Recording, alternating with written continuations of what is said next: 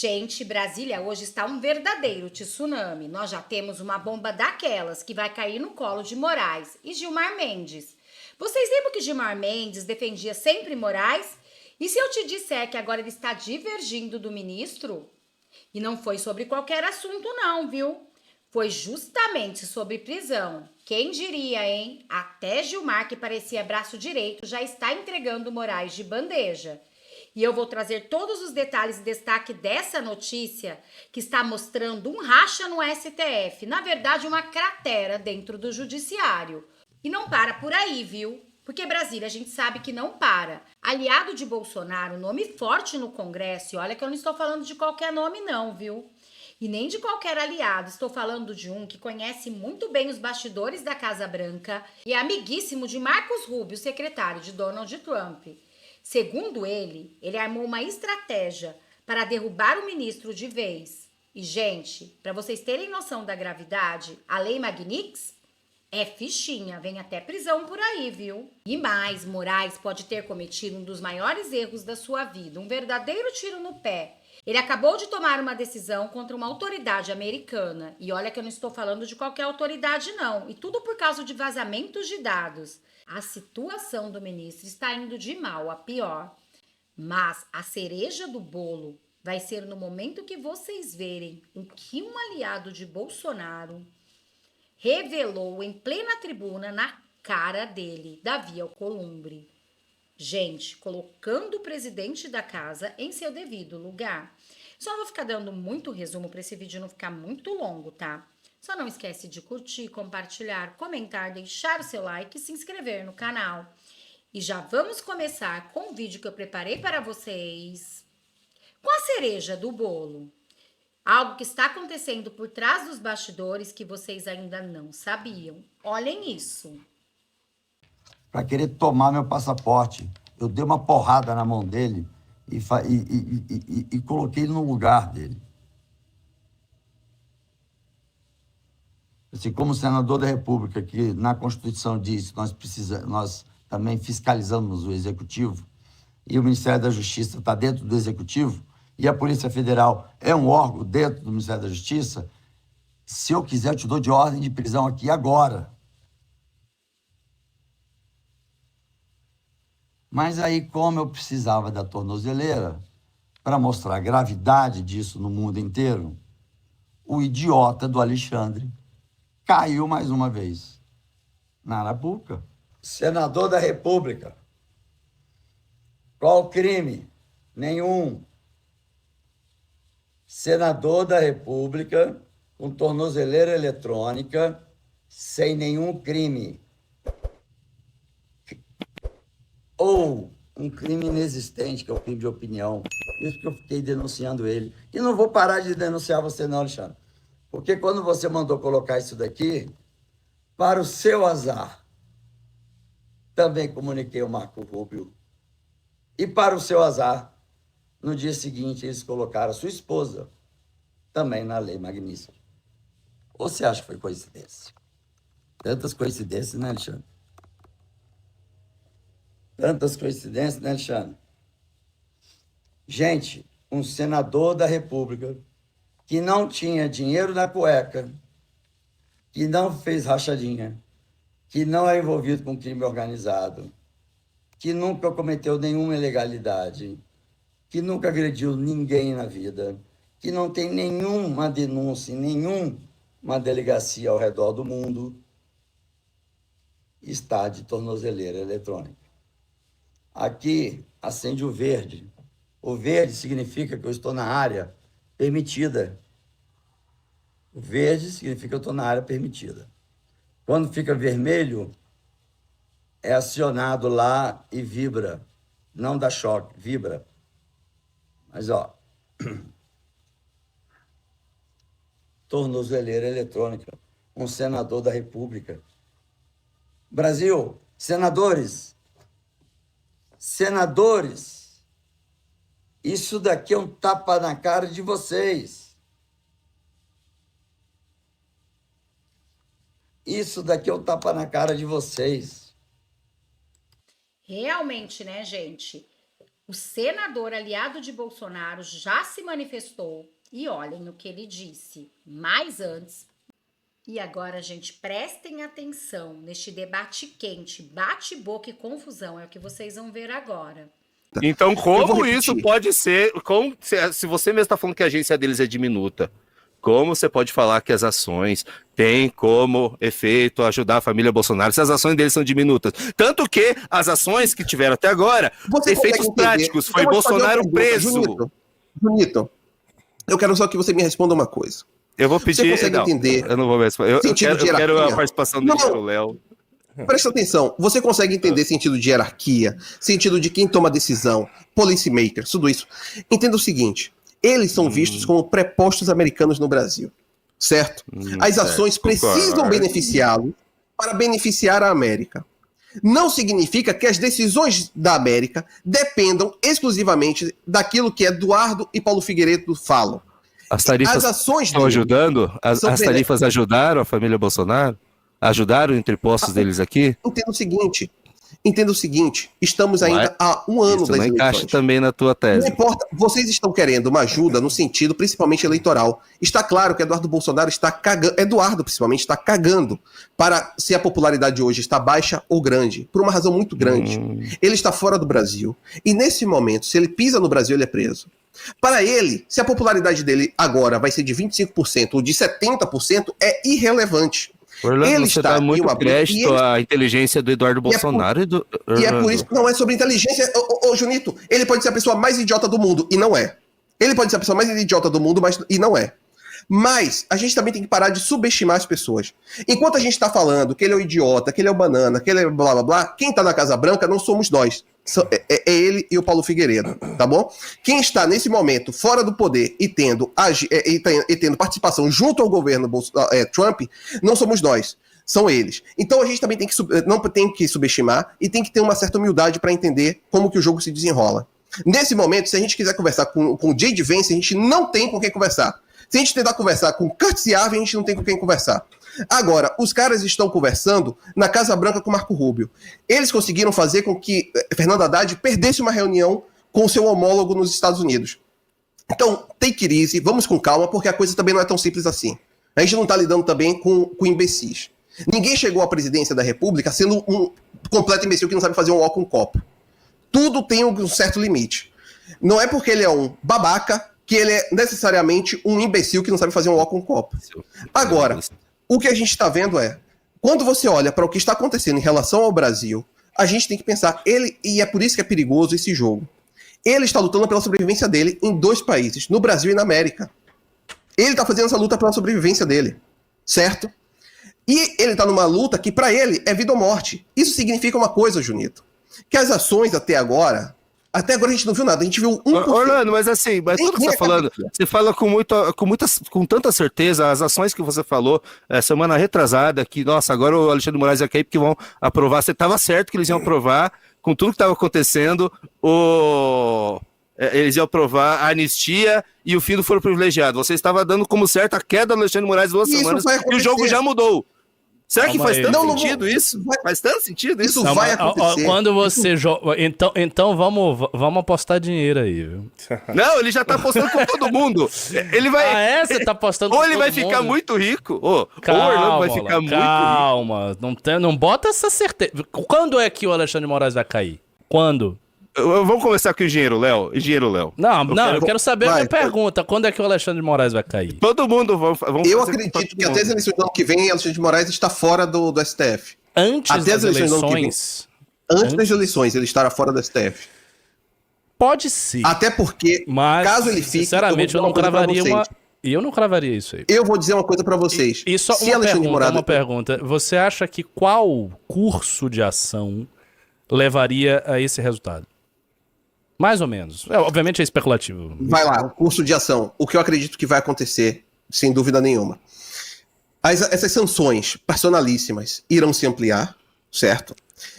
O que essas ligações, esses áudios até agora demonstraram foi: o governo Bolsonaro está tendo sim... o governo Bolsonaro... O governo Lula. O Bolsonaro e sua família ele está tendo sim contato com alguns ministros do STF e está buscando uma solução de isolamento do Alexandre de Moraes. O que eu acho que vai acontecer até lá? Vai chegar... A gente ainda está há um ano da eleição, há mais de um ano da eleição. Isso tende a apertar o cerco e tudo passa pelo que vai acontecer na Venezuela nos próximos meses. Porque uma ação na Venezuela significará uma mudança no paradigma do continente. Uma derrubada de regime patrocinada pelos Estados Unidos muda completamente o paradigma no continente. Isso levará a um reequilíbrio na balança de poder e as eleições do ano que vem, para serem validadas pelos pares internacionais, pelos países internacionais, em especial a América, passará por não ter a interferência de Alexandre de Moraes. Isso, eu não tenho dúvida de que acontecerá. Estados Unidos, sob Donald Trump, caso mantenha a maioria no Senado e na Câmara, não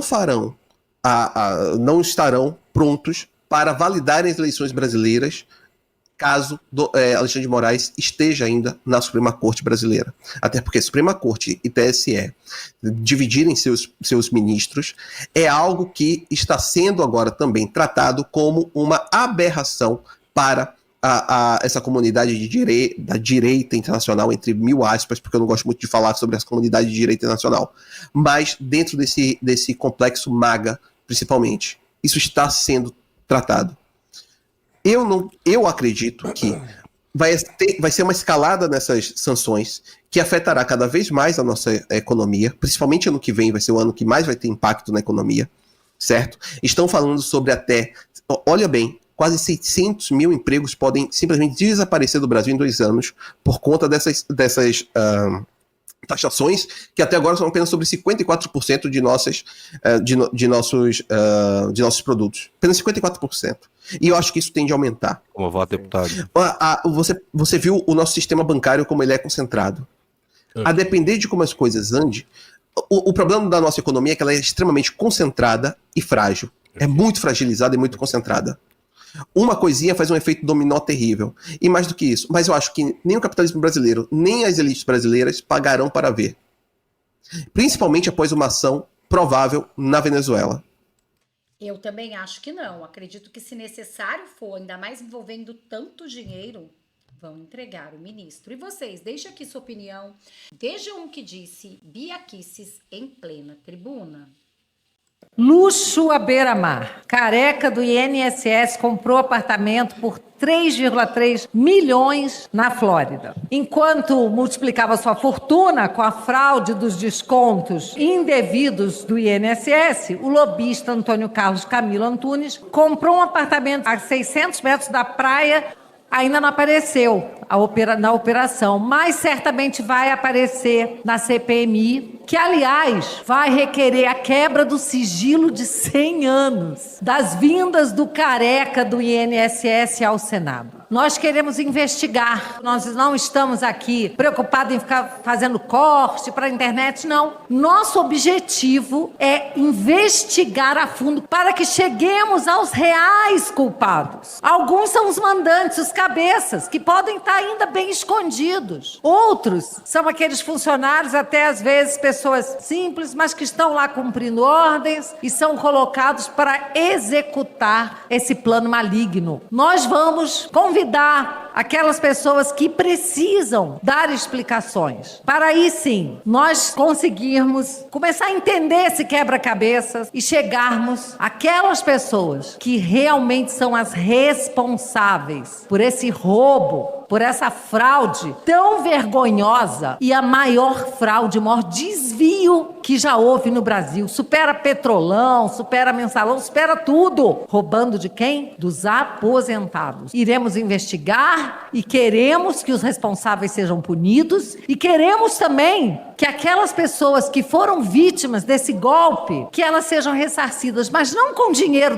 da União. Ele é tratado como se fosse dinheiro de ninguém, mas ele é dinheiro pago pelos pagadores de impostos que suaram muito para conseguir receber seu salário e esperavam ter uma vida já na terceira idade, com tranquilidade, com dignidade, mas que se descobrem vítimas de uma trama maldita. Porque roubar de aposentado, de pensionista, é diabólico, é cruel. Subo aqui com entusiasmo, porque temos uma composição, agora uma mesa, que irá trabalhar de forma isenta, mas determinada a buscar a verdade. Porque, como membro da CPMI, antes de ontem à noite, eu e os demais colegas estávamos bastante desanimados, porque sabíamos que a CPMI tinha nascido morta. Por quê?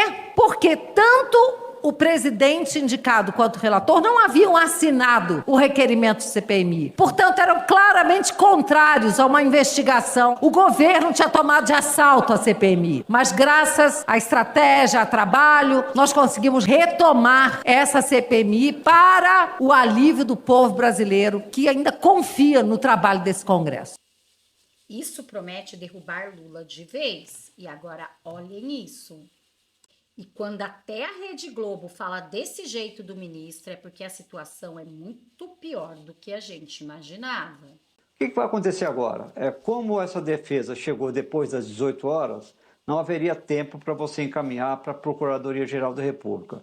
O ministro Alexandre de Moraes deve fazer o envio dessa resposta da defesa de Bolsonaro para a Procuradoria na segunda-feira.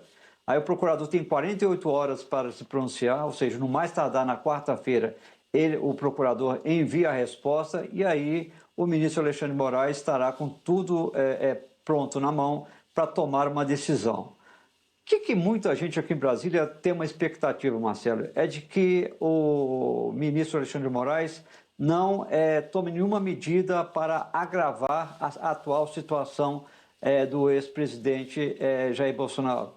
Dentro, inclusive, da avaliação de que, até agora, o ministro Alexandre de Moraes não respondeu sobre o pedido para revogar a prisão domiciliar. Então, muita gente dentro do próprio Supremo, Marcelo, no campo político, na expectativa de a ação penal está chegando, o julgamento começa dia 2 de setembro, é melhor deixar do jeito que está, o ex-presidente está em prisão domiciliar, usando tornozeleira, não é de bom tom você agravar essa prisão.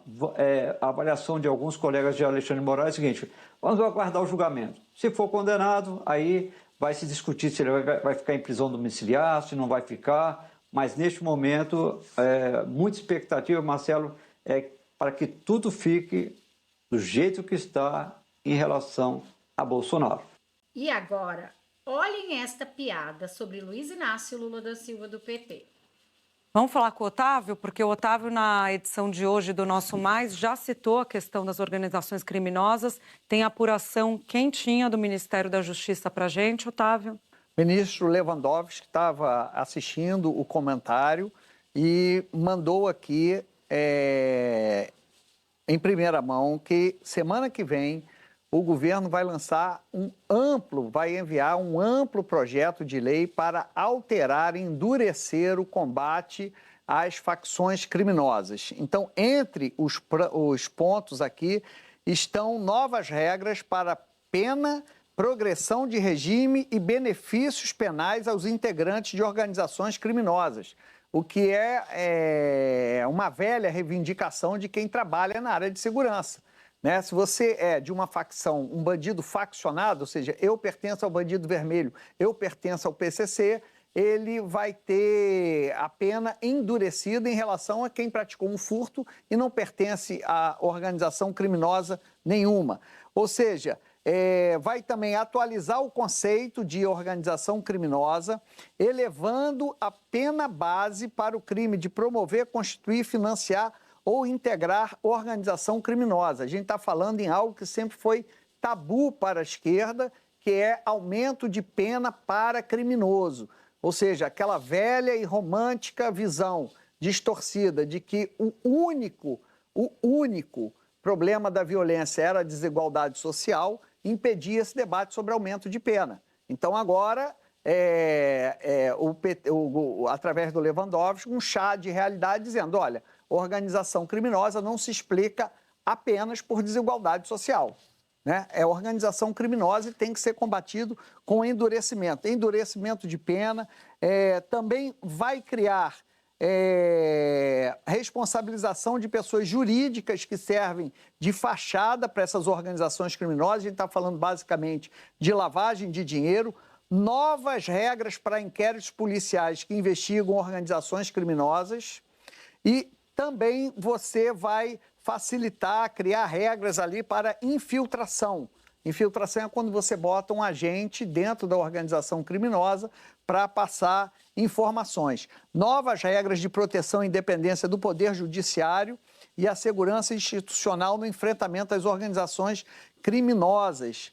Inovações relativas ao uso e destinação de bens apreendidos de organização criminosas, ou seja, apreendeu o carro, ao invés de ficar apodrecendo no depósito, libera logo, ajuda, cria um fundo, bota para ajudar a policial, possibilidade de infiltração policial em pessoas jurídicas para fins, esse é o detalhe, tá, Júlia?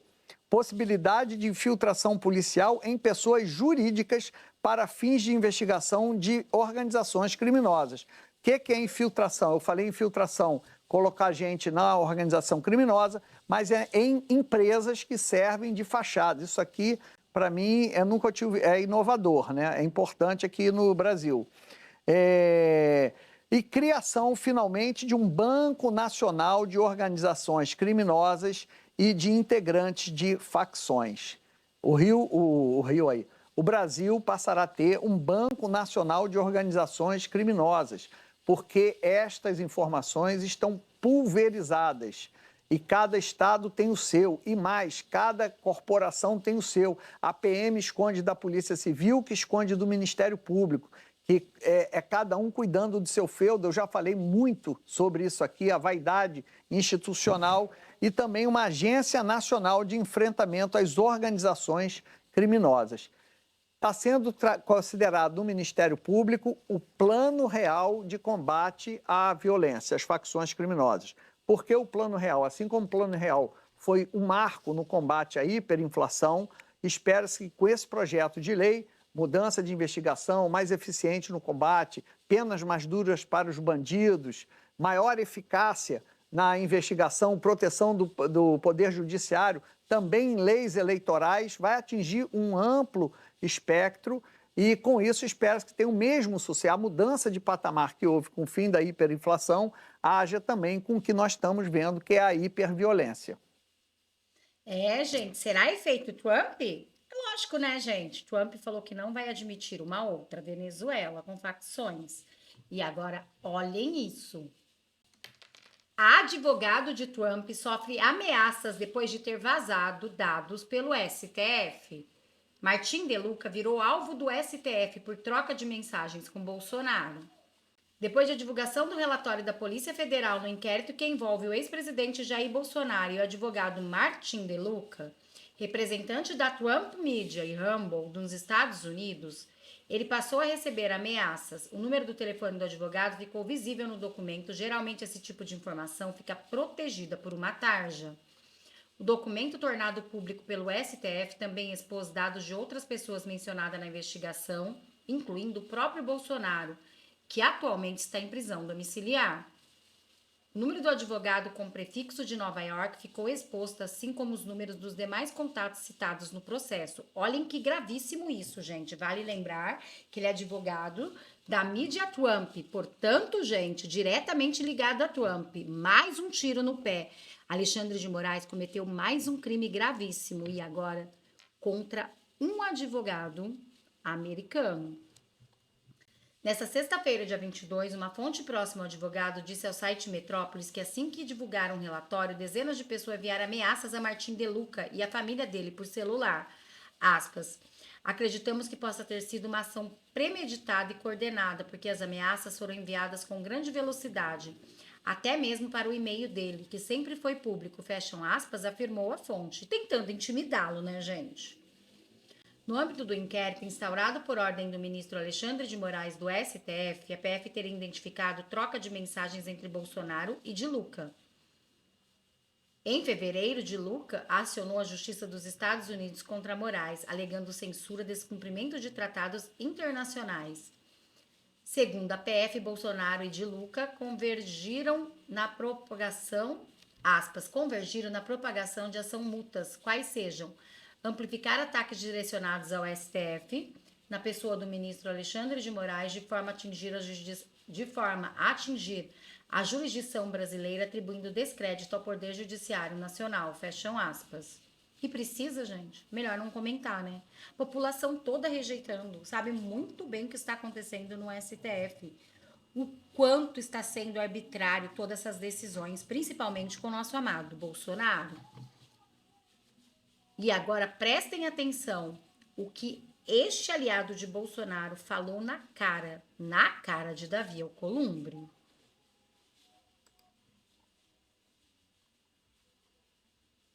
A Constituição diz que quando um homem é diplomado, após um pleito eleitoral, e ele então assume e jura a Constituição, ele é protegido por ela. Presidente, olhe para mim. No seu discurso, no seu grande discurso de estadista ali, Vossa Excelência falou em garantir direitos 5 vezes. Eu tenho autoridade, porque eu não votei em Vossa Excelência e não sou amigo de Marco Duval. Ele votou em Vossa Excelência, acreditando em Vossa Excelência nas garantias constitucionais. Mas ele é um senador da República. E a mãe dele está morrendo do jeito que a minha morreu. Quem não tem simpatia, empatia, sentimento, pelo amor de Deus, presidente, pelo amor de Deus, faça alguma coisa pelo Senado. Não é favor a ele, não. Não é favor. Ele é senador da República e tem uma mãe morrendo de câncer. Não é fácil. Aqui, quem já perdeu a mãe sabe do que eu estou falando. Ora, se não quer olhar a Constituição, veja a Constituição psicológica e emocional. Tô cavalheiro, senhor presidente, para usar o microfone todo dia, até porque sei que Vossa Excelência é uma pessoa que tem empatia e Vossa Excelência precisa chegar para esse urubu, para esse abutre chamado Alexandre de Moraes e dizer: olha, você precisa respeitar o Senado. Respeitar o Senado. Você é um ministro e Vossa Excelência respeita ele. Eu também respeito. Quando eu chamo ele de abutre, eu só estou falando a verdade. E Vossa Excelência pode muito bem, constitucionalmente, resolver, porque é um senador da República que sempre esteve do seu lado, que sempre lhe respeitou, e por isso cada um de nós tem tomado essas dores como se fossem nossas. Se fosse comigo e ninguém se manifestasse, certamente eu me sentiria só. Mas é um senador da República, amparado pelo artigo 53 da Constituição. Obrigado. Realmente, hein? Na cara de Davi Alcolumbre. E agora, olhem mais essa notícia. Gilmar diverge de Fux e Moraes sobre prisão de Robinho. O ministro Luiz Fux e Alexandre de Moraes votaram pela manutenção da prisão do ex-jogador nesta sexta-feira. Gilmar Mendes divergiu. Supremo Tribunal Federal tem placar de 2-1 para rejeitar mais um recurso da defesa do ex-atacante da seleção brasileira e do Santos, Robson de Souza, Robinho. Contra a decisão que manteve a prisão dele, o ministro Luiz Fux e Alexandre de Moraes tinham votado pela manutenção em março deste ano. Quando Gilmar Mendes pediu vista, nesta sexta-feira, dia 22, Gilmar devolveu o voto de vista e divergiu do posicionamento dos ministros. Pela Justiça Italiana, 9 anos de prisão por crime ocorrido em 2013 e em março de 2024, o Superior Tribunal da Justiça, o STJ, homologou a sentença estrangeira, autorizando a transferência do cumprimento da pena para o Brasil e determinando início imediato. A questão aqui é Gilmar Mendes já começar divergindo de Moraes. Isso só mostra que não está mais um racha no STF, como eu disse para vocês, está uma cratera, e tudo por causa de Donald Trump. Bom, gente, eu vou ficando por aqui para esse vídeo não ficar muito longo. Só não esquece, por favor, de curtir, compartilhar, comentar, deixar o seu like e se inscrever no canal. Também deixa aqui qual o seu nome, de qual cidade vocês estão falando, para a gente poder se conhecer um pouco melhor. Para quem não me conhece, eu me chamo Renata Adib e moro no interior de São Paulo, Taubaté. Muito obrigada a todos. Deixa aqui o seu apoio ao nosso amado capitão Bolsonaro. Somos todos Bolsonaro. Até um próximo vídeo.